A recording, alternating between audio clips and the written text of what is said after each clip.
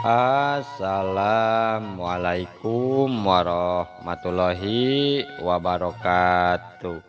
Wilujeng tepang dangu deui sareng mangkince. Alhamdulillah kanggo dinten ayeuna tiasa nepangan deui. Satacana dipedar icarios simkuring nganuhunkeun kana tos like, komen sareng subscribe-na nya atur nuhun. Atuh di mana wae ayeuna mugia dipaparinan kasehatan sareng digampilkeun dina milari rezekina. Amin. Dinten ayeuna teh masih nyarioskeun wadal pamungkas bagian ka-opatnya. Ye karya Mang Nyarira sanaos basajan oge mudah-mudahan janten hiburan. Kumaha lajengna ieu carios mangga urang kawita.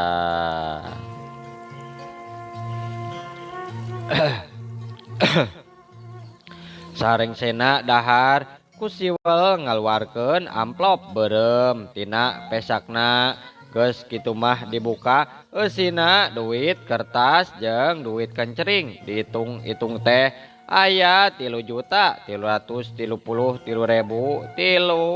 perak. Nya Badri nyerengeh hatena bungah kacida teu nyangka rek menang duit nu sakitu gedena.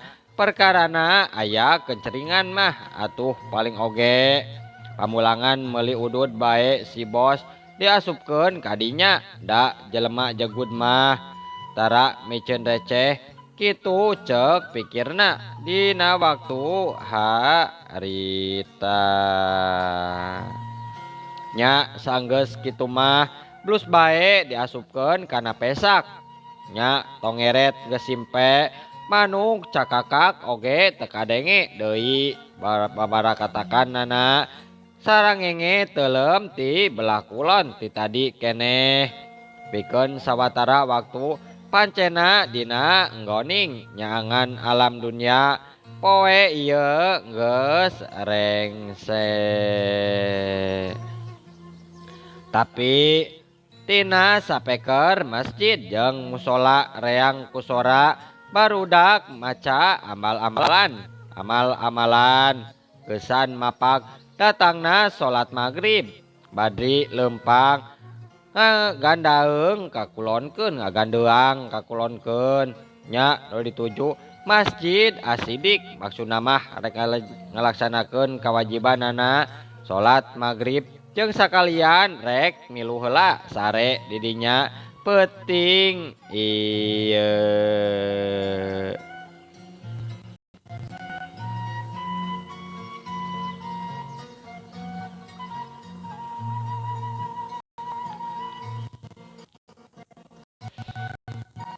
Maghrib geus datang mangsana pikeun sakabeh umat anu ngagem agama Islam ngalaksanakeun kawajibanna ngadegeun salah sahiji rukun anu geus ditangtukeun ku Allah Subhanahu wa taala. Badri nangtung di jajaran panghareupna ka tembong husu ditukangeun imam batina ngajerit pasrah kanu kawasa menta pitulung mantena sangkan dikuatkeun tina sagala cocoba nu geus tumiba ka dirina. Mun beunang katempo mah pinuh ku nalangsa hatena geus juuh ku cipanon nu pinuh ku tunggara nguyumbang minuhan rohang da dana.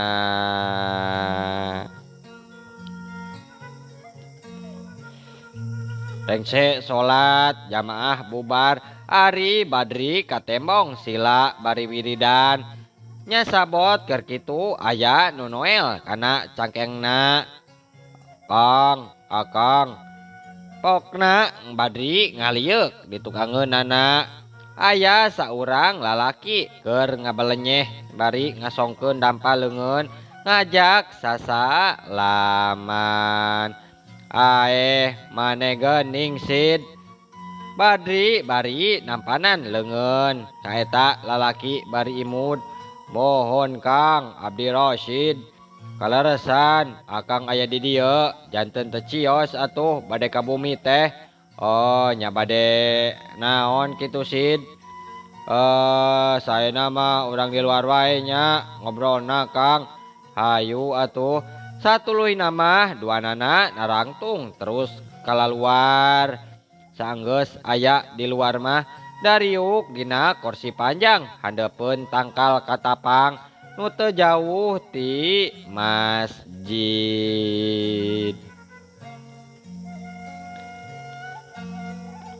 Tadi Kang abdi teh kapeuntas jajab domba ka mama.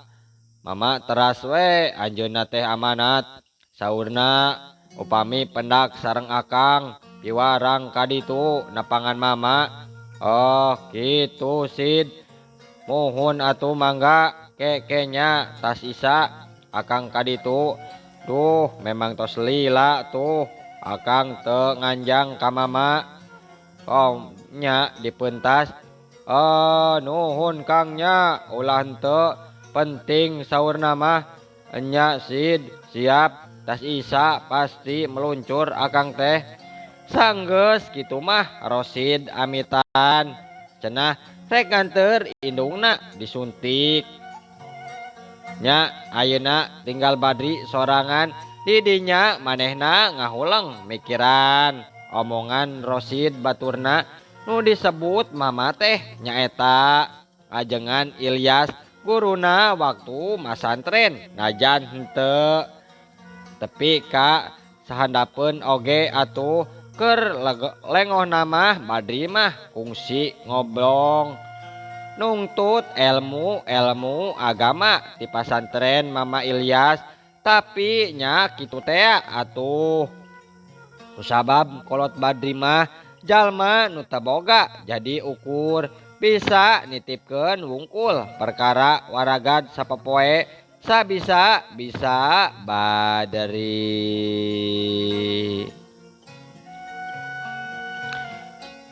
Badri sorangan rumasa teu bisa mayar manehna ngan bari digawe di pasantren. Sapopoena cape wae ngurus domba ngalah suluh jeung mantuan ngaduk. Nalika pasantren keur ngabangun ari gajina mah kumaha sampeureunana wae atuh peuting sangkilang kitu teh Badri. Kacida kapakena ku Mama Kiai Ilyas lian tigetol manehna oge telobah tingkah hirupna Badri mah nya kusabab indungna geringan bae akhirna eureun masantren. Cicing di imah ngurus kolot wae osok eta ge ali sakali kalieun ulin ka pasantren. Lamun kaparengan milik leuwih teh daerah kudu nyaba ka guru mah mun lengoh. Sahanteuna kudu ngeupelan amplop jeung udud nu matak arang langka nyaba teh teu bagean bae duitna. Dalila tepanggih ayeuna digarowan ku guruna sinarieun sigana mah aya keperluan atawa titaheun cenah ka Mama cek kitu pikirna Badri. Aduh teu lila geus lila tepanggih ayeuna digarowan ku Mama sinarieun nya aya keperluan naon kitu nya atawa titaheun Mama teh kumaha tuh nya. Mudah-mudahan wae Mama teh sarehat. Akhirna teu loba pikir deui saenggeus rengse ngalaksanakeun salat Isya. Badri mangkat ka lembur peuntas ngajugjug pasantren Al Jiyadin pikeun nu pungan Mama Ilyas.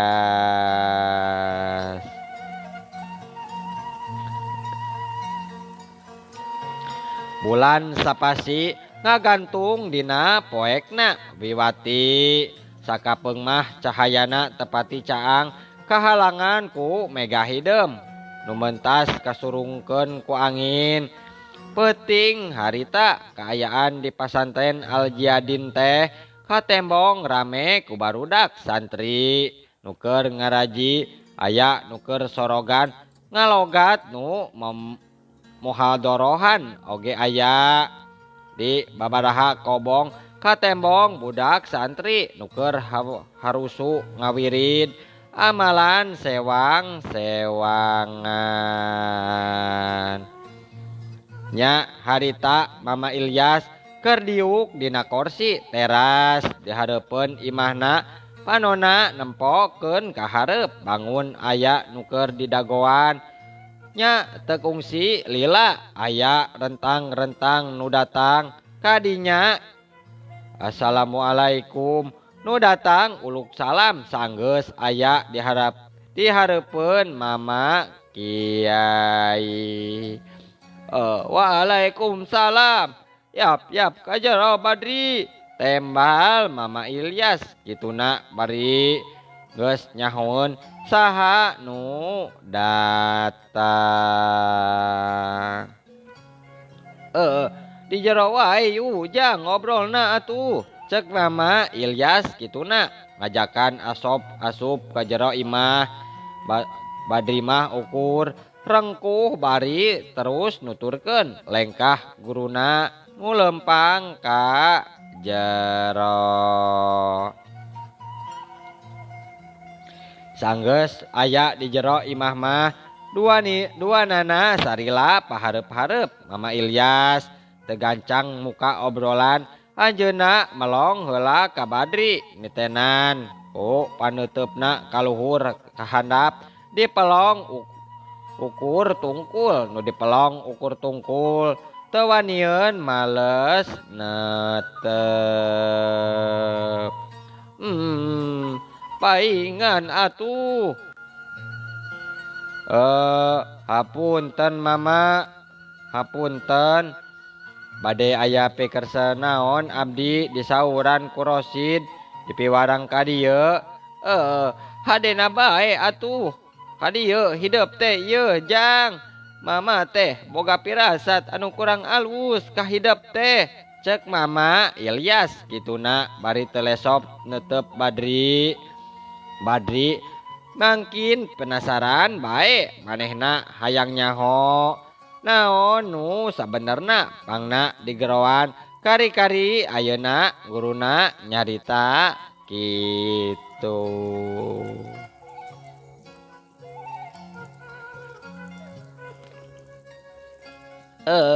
Wayahna jangnya peuting ieu hidup teh cicingnya di dieu heula aya nu rek daleka geuning ieu teh. Badri ngarenjag ngadenge kekecapan Mama Kiai Ilyas nu sarupa kitu tekung tapi kusabab manehna nyaho kana linuhungna ilmu guruna jadi ukur bisa nurutkeun bae kana naon nu cikeneh diucapkeun. Hatena kebek ku pananya saha atuh nu rek daleka ka dirina moal si Kohar mah kitu. Moal kitu si Kohar anu masih keneh nyangka kakuring geus nganyeri maicih da ari si Taswan asana teh teu mungkin panan sakitu bageurna tadi oge menta hampura jeung mere berkat sagala kakuring teh. Tungtung nama batan loba teuing panyangka engkena bakal ngajadikeun fitnah. Akhirna mah Badri pasrah kana naon nu tumiba ka dirina.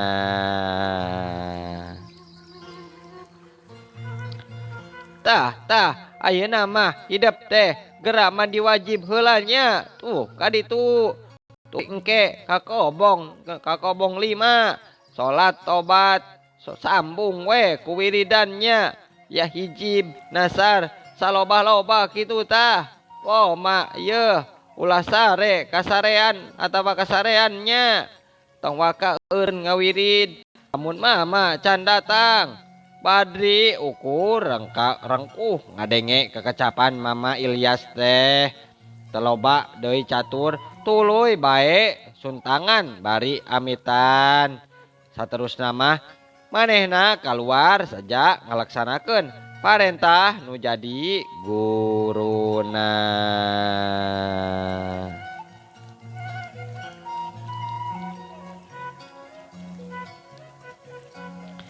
Pocapkeun harita di imahna Maici Neng Hilmah keur lalangiran bari ngagawean PR nyiotih diuk gigireunana.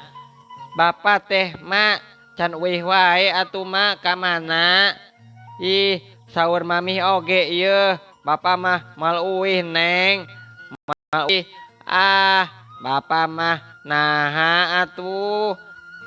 Neng Hilmah meni tenyahoeun waktu aya rewah riweuh di imahna dacan balik di sakola. Hai nya mah tadi saur bugulu cenah acis kanggo piknik teh kedah saenggal mah di taul. Pamih henteu eneng tiasa ngiling atuh. Janten moal kenging nilai ke teh mah. Nyi Otih imut basa ngadenge anakna nyarita kitu. Rumasa memangna can mayar saperak-perak acan. Najan nya bayareun ka sakola teh bisa dicicil tapi angger wae ari eueuh mah duit jeung mayarna nya teu kaeusian. Haduh lain teh hayang nungtut tuda mayaran teh tapi dalah dikumaha duit teu kabagean wae. Duh pabetot-betot jeung resiko dapur. Usaha dagang hordeng teh ukur mapai dahar wungkul kamahina deui teu angger deui bebeunanganana ari dagang mah teu dileungitkeun sakali-kali mah sok eta ge meunang. Pada mucakil tapi kanan sok tuluy wae dipake kabatuhan anu sejen. Kumaha ieu teh nya? Enya Neng nya tos atuh engke pami bapak uih mah nya urang taur wae sadayana nya tos ayeuna mah atuh. Nyi Otih ngupahan kanu jadi anakna padahal mah atuh bororaah duit 500.000 jang mayar piknik beas jeung nyangu oge isuk can katempo komo ayeuna salakina geus teu usaha atuh nembal kitu soteh atuh supaya Neng Hilmah tenang hatena teu bangkenu teuing.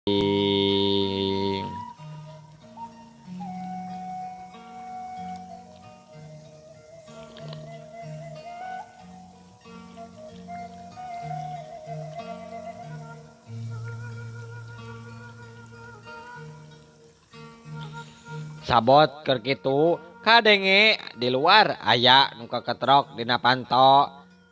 Saha ieu teh? Saha? Cek Maici harita keur joget nonton TV nyelengkeung. Nyai emak ieu Ocah cembal nu di luar sanggeus kitu mah buka teh panto dibuka ku Maici. Di lawang panto nyampak Ocah jeung si Kohar nu jadi salakina. Aya naon Nyai ieu peuting-peuting ka dieu maneh teh?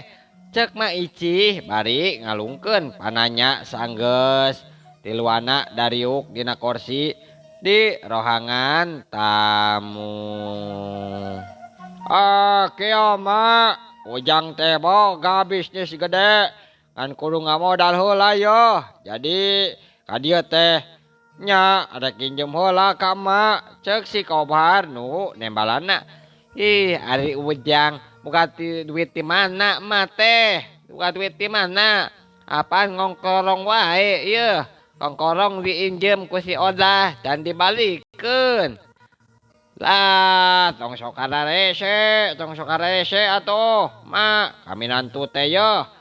Jeung anak mak kene ieu teh, lamun sukses kuring teh ceuk si Kohar bari mun cereng maklum jawara. Takaop kasigeng saeutik sok laju naik ke tihna. Hal ari Ujang, mun eueuh teh naon rek dibikeun atuh ieu, naon dibikeun. On boga duit mah talanya Ujang, talanya cek maici leuleuy nyaritana. Da memang gitu biasana oge ari kasih Kohar mah teu siga kasih Badri. Kieu wae atuh mah jualnya imah mah ieu wang jual mah cicing jeung Ujang. Tos aya nu rek meulina yeuh imah ieu teh. Ari si Otih kumaha? Ya sabodo teuing tah mah. Aya salakina ieu kan. Kon antap teuing lah, antap cenah malikir si eta mah. Nyi Otih nu memangna denga dedengekeun kana paguneman teh meuni ngarenjak waktu si Kohar nyarita kitu.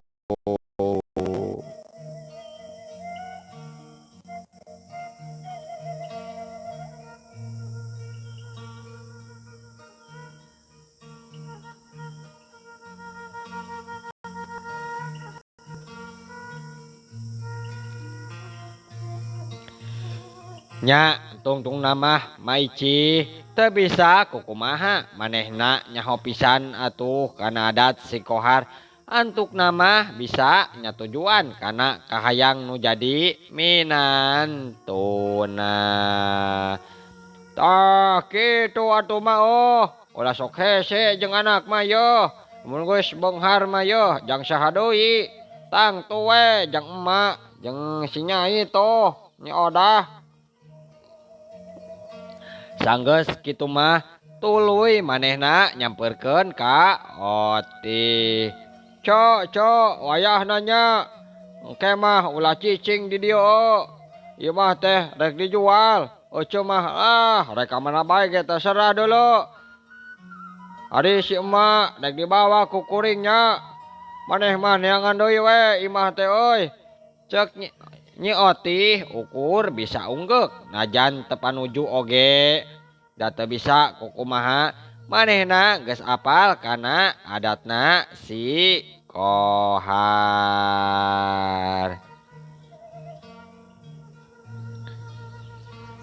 Sanggeus nu dirasa eueuh deui nu diobrolkeun nana akhirna si Kohar jeung Nyi Ocah marulang deui ka imahna.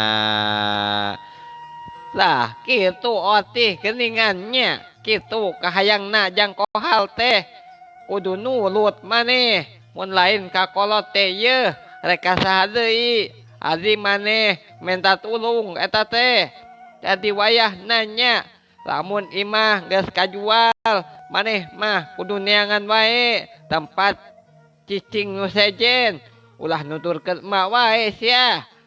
Kudu meuri hirup mah ieu bejaan salaki maneh bejaan deuleu jeung maktosna seep cenah bejaan. Aduh mohonnya waktosna kabujeng seep insyaallah enjing atanapi pageto tiasa dilajengkeun deui dina seri ka-5-nya. Mangking ceuk ngaturkeun wabillahi taufik wal hidayah.